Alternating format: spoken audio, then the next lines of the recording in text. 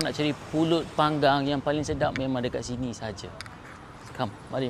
Saya nak bagi air je boleh? Ni saya punya kafe. Bagi. Saja bagi.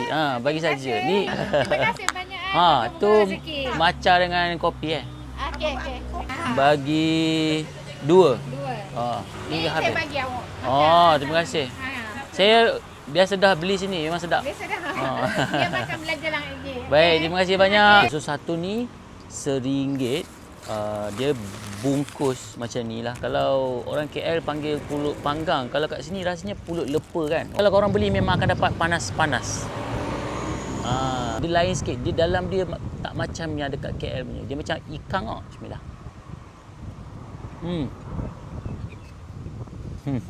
Memang sedap. Dalam dia lebih rasa ikan. Aku tak sure lah ada kelapa ke tak.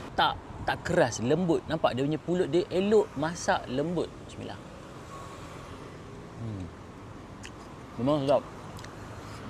Okey, sebelah Caltex, dia dekat simpang yang dekat dengan Family Mart tu, Jalan Pejabat. Wajib cuba. Yang ni berbaloi. Sedap.